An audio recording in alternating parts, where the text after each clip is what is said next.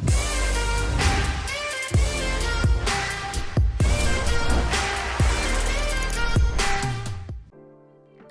what's going on, guys? Welcome back to another episode of the Believe Yourself podcast.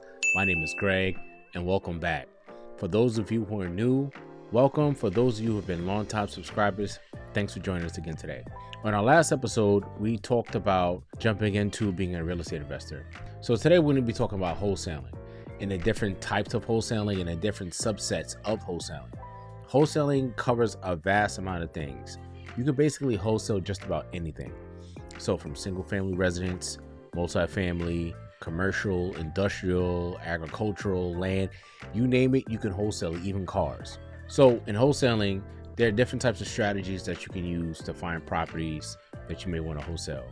You have foreclosures, you have probate homes, you have junkers, the houses that you see just abandoned. You have low equity to no or negative equity. I'm going to give you a little bit of an inside look on some of the platforms that I use to help me find wholesale deals.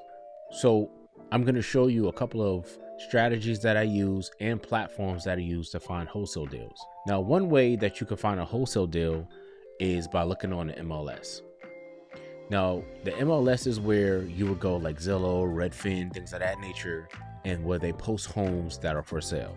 So you can reach out to realtors who have properties that are listed on the MLS, and you can make an offer to that realtor so they can submit it to the seller. Now, oftentimes, most realtors don't understand wholesaling, they're not familiar with it, or they may have had a bad experience with wholesaling. So they may not want to work with real estate investors to that level because you're not really putting up any funds to qualify for that property. They're used to more of conventional lending, going to a bank and getting a loan for the home. Isn't even a FHA loan or just any conventional loan, right? So we're not going to really be going over things like that, anything that's on MLS. We're going to be using a software where we can find properties.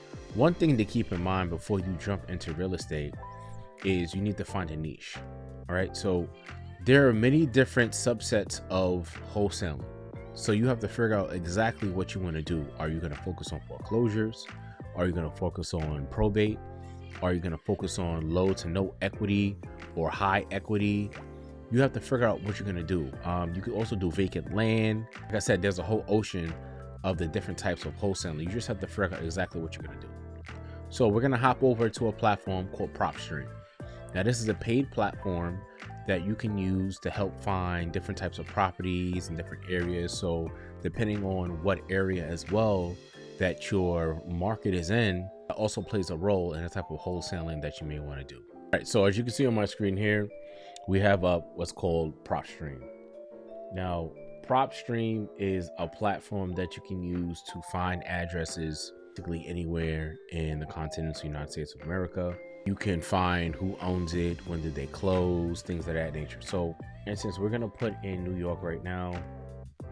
I have up some addresses here. So let's say, for instance, we click on here. We have an address 161-03 83rd Street in Howard Beach, New York. All right, this is just a random address. I don't know who lives here. I haven't really done any research. So we'll go here and it shows us where the house is. So if we zoom in here, it shows you the address, and this is what the green dot is. All right. So here it gives you the estimated equity, all right, the average comps, meaning what are houses in that area, what are they selling for, and then this is what the estimated rent that you get for that area. Okay, so now we can hit this and we'll take a look at the actual property. Let's move that over there. So now it gives us some information about the house. So this is a single family residence. It's off market, meaning it's not for sale. Distress, meaning like is it in foreclosure, pre-foreclosure, things of that nature. Is it a short sale? No. Does it have an HOA? No. All of this stuff right here is basically self-explanatory. So it tells you that it's owner occupied, that's currently occupied. It tells you how long the person owned it, how did they buy it. So finance means that they financed it through some type of loan. And then the county, this is Queens County, this is New York. Now here it tells you like the beds and bath. It doesn't always give you that because it may not generate or populate into there, the lot size, etc. So here we can see what the owner's name is. So they usually put the last name first and then they put the first name. Tells you what the mailing address is. Sometimes that's different than in care of. Then you scroll down here, it gives you some information about the property. You know, how big it is, the square footage. It gives you property class, the lot size, things of that nature, what the assessed value is as far as the taxes go. Then it tells you the last non-arm length ownership. So like if it wasn't, you know, to family or something like that, that would be considered like an intra-family transfer. So if you sold it to someone you don't know or a company that you don't know, it will say something like this. And then so that was in 2001. Then it gives you all this other information here as well, mortgage, the sell amount, etc. So now you can come over here and check to see how much they owe on their mortgage. $464,000. This is what the estimated loan payment is. All right, this is the rate they're paying. This is how much the loan amount was. All right, and it tells you when it was recorded, 2007. It tells you the tax information. And also you can look at comparables. So what are things that are very similar to this type of property? What is it selling for? So you'll do the 0.5, you know, half a mile distance between, it's been about 1 year, similar square footage. So we can scroll down here so you get a better view of what the screen looks like. So it gives you like the beds, the bath, the square footage, the lots, things of that nature. So you kind of have an idea comparison on if you were to make an offer on this property with wholesaling, and it has to be under a certain percentage. So really you would call up whoever it is. All right, so how would you find their name and information? You get the information here. And one website one website that I use that helps me find a person's information, not having to skip trace it or anything like that, it's called True People Search. So click over here, you see True People Search right here.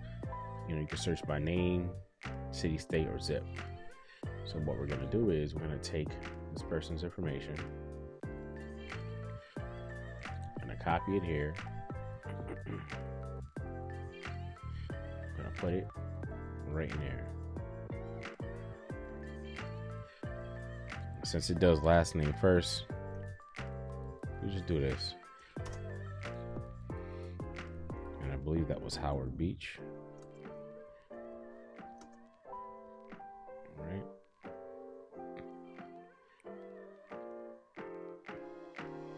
Now this looks like the name here. Sometimes there's two of the same similar names. I usually click on the first one here. Now it gives me the person's name, their age, when they're born. It gives me a phone number. Please don't call this person. All right, it gives you their landline, where they've lived, etc., etc. All right, so that's how you would find someone really quickly if you just wanted to do a quick search on getting their name, information, phone number. Now, the phone numbers and things of that nature may not always be correct. So you have to do a little bit more deep diving. And there are other easier ways to skip trace, especially if you have a large volume of numbers that you have to skip trace. All right. So now that we looked at how to find the person's information and things of that nature, now you have to look at the deal and figure out if this is something that you want to make an offer on. So now that you found the property, you found who owned it, and you found their contact information, now you have to do a little bit more due diligence. You have to figure out what type of strategy that you're going to use, whether it's wholesaling, this is a buy and hold, a fix and flip. Depends on what you want to do. Now you need more information about the property. You may be able to find some information using Zillow or Redfin because the property may have been sold recently, or maybe not. It may not have any pictures up. You may want to contact the owner and say, hey, my name is Greg.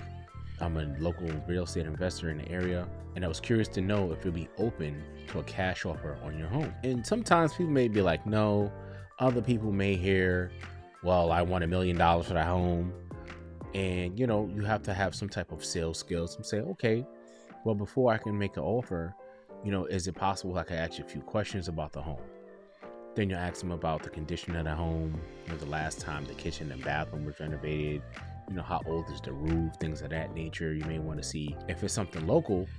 Then you want to say, hey, would you be open to me coming by, maybe taking some pictures and things of that nature so I can get you the best cash offer? And, they may say yes, they may say no. If they say no, you can say, hey, would you be open to sending me some pictures of the property just so I know what the condition is and I can get you the best cash offer? And then from there, you can do your assessment. All right. I'm not going to dive too deep into, how to figure out what the best number is to offer and things of that nature. This is just a general touch of the surface, a little bit deeper than what we spoke about the last episode. And from there, you need to figure out, if there's a mortgage, the principal, interest, taxes, and insurance, what is that on the property, things of that nature. And then you can come up with an actual offer. That's basically what wholesaling is, kind of like a little bit under the surface. And it's not hard stuff. It's just a lot of steps that you have to follow. You have to have a particular order in which you go in to get the best price, to make sure it's competitive, and to also make sure that you make money, because you're not in this to break even. All right. So if you want to learn more about wholesaling, please follow me on my journey as I continue my wholesale journey as well. Make sure you like, comment, and you subscribe to this channel if you want to continue learning about wholesaling. All right. Thanks for tuning in. I appreciate you guys, and I'll see you next week. Peace.